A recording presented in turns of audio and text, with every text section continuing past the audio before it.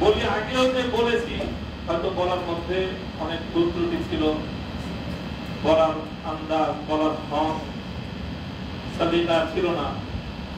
অনেক সময় বলতে গিয়ে হয়তো যেভাবে বিনয়ের সাথে বলা দরকার সবসময় হয়তো আমরা বিনয়ের সাথে বলতে পারি না।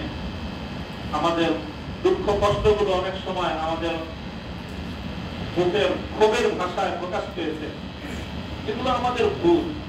কিন্তু একটা কথা কখনো বলছি এবং এই 3 বছর কারাভোগ করার মধ্য থেকে অনুভব করেছে এবং আজকেও বলছি যে আসলে সব কথা আমরা সবসময় খুব সুখে বলি না। আমাদের যে খুব বলতে মনে চায় সেজন্য বলি না, তা সেজন্য বলি বলতে মনে চায়, বলতে সুখ লাগে, আনন্দ লাগে, এই জন্যই সব কথা বলি না। আমি বুঝতেছি যে আমি কারাগারের প্রত্যক্ষ কারামুক্ত হয়েছি, আমি পরোক্ষ ভাবে কারাগারের শৃঙ্খল এখনো আমাকে তাড়া করে ফিরছে। আমি সব জানি, সব বুঝতেছি যে আমি এখন কোন পর্যায়ে দাঁড়িয়ে আছি, কোন দেশে বসবাস করতেছি। এই দেশের সার্বিক পরিস্থিতি সম্মুখ না হলো যথেষ্ট অনুভূতি সে ব্যাপারে আমার আছে। তবে একটা কথা কি, অনেক সময় মনে হয় এরকম যখন ইসলাম, আল্লাহ, রাসূল এবং আলেম ওলামাদের সঙ্গে তাচ্ছিল্যপূর্ণ আচরণগুলো যখন দেখি, তখন নিজের পরিণামের কথা আর ভাবতে ভালো লাগে না, নিজের কি হবে সেটা ভাবতে আর ভালো লাগে না। এই জন্য বলে দিই, জানি না আগামীতে আমি কতদিন এভাবে নীরব থাকতে পারবো, আমি জানি না। আমি বলতে পারি না যদি এভাবেই আমাদের আলেম ওলামাদের সাথে আচরণ করা হয়, আমি আমাকে কোরবানি করে দেন বা কোরবানি করেছেন, কি করবেন, কি করবেন, কতটুকু করবেন আমি জানি না। তবে মনে রাখবেন, ওলামায়ে কেরামের সম্মান, মর্যাদা, ইসলাম এবং আলেম, ইসলামপন্থী, ইসলামের ধারক পালক যারা, এদের যারা ইসলামকে ভালোবাসে, তাদেরকে নিয়ে ছিনিমিনি খেলা হবে আর এভাবেই আমরা নীরবতা পালন করে যাব, এটা ইনশাআল্লাহ হবে না। একটা জিনিস কি মনে রাখবেন, যে কিছু মানুষকে আল্লাহ পাক রব্বুল আলামিন সর্বযুগে তৈরি করেন যে তারা কিছুটা ঝুঁকি নিয়ে সামনে অগ্রসর হয়।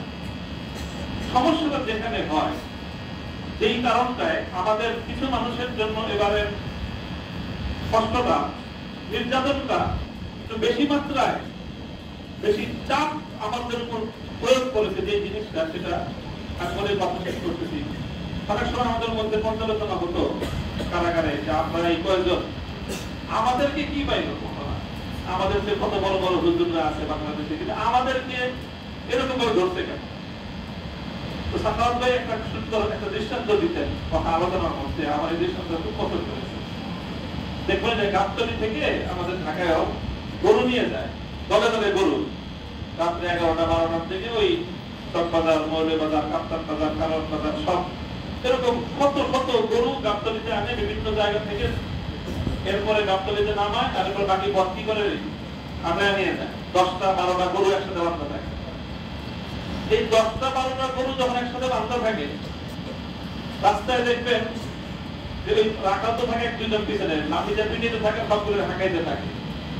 হঠাৎ রাস্তার মধ্যখানে গিয়ে ওই পালের মধ্যখানে কয়েকটা গরু বসে পড়ে। এখন 6টার মধ্যে 3টা পয়সা পড়ছে, রাস্তার মধ্যে পয়সা পড়ছে ক্লান্ত হয়ে, আর বাকি 3টা তো হিম্মত করতেছে এখনো যাওয়া।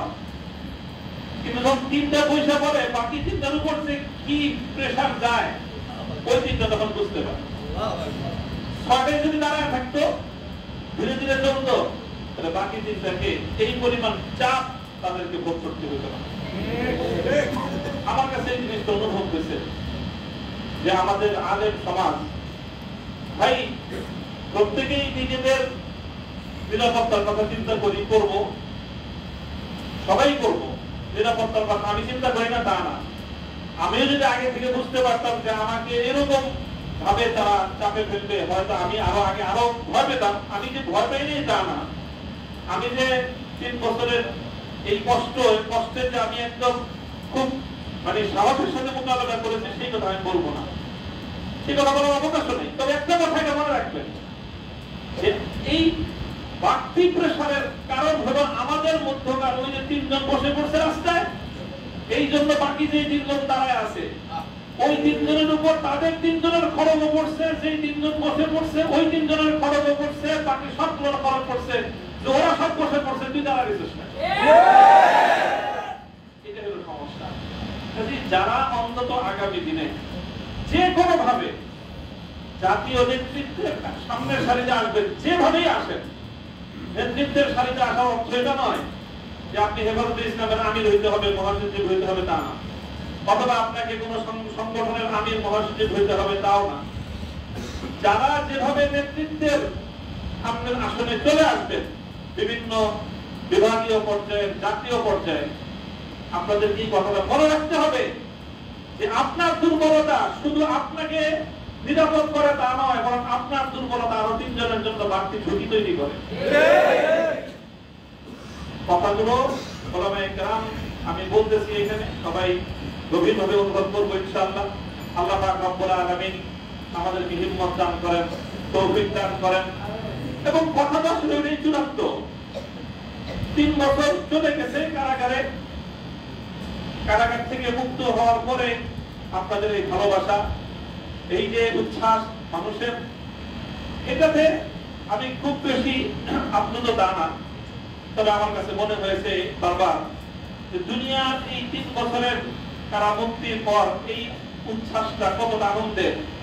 তো সত্যিকার আনন্দ তখন হবে যখন কবর, হাসর, ফুলসিরাত পার হয়ে জান্নাতে গিয়ে প্রকৃত মুক্তির স্বাদ যেদিন আস্বাদন করতে পারবো, সেদিনই হবে আসলে প্রকৃত মুক্তি।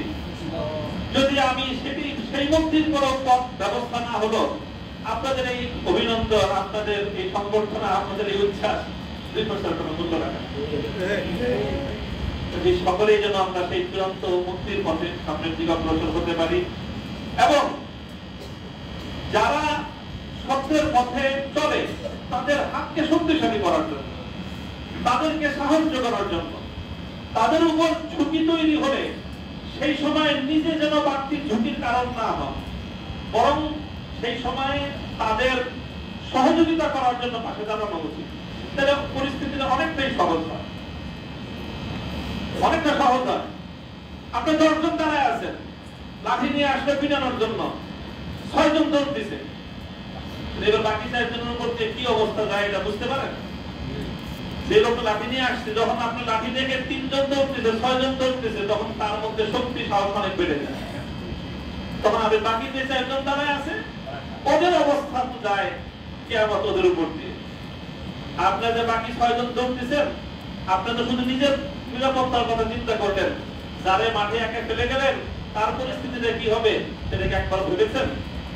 যারা নেতৃত্বের আসনে আছেন, ধারে কাছে আছেন, সবাই আগে এই কথাটা চিন্তা করে যদি মনে করেন যে হ্যাঁ আপনার মধ্যে আপনি সেই দুর্বলতাই খুঁজে পান, 6 জন সাথীকে ময়দানে একা ফেলে বাকি 6 জন আপনার পালায়ে যাবেন, তাহলে দোহাই লাগে আগে আপনি নেতৃত্বের আসন থেকে দূরে সরে যান।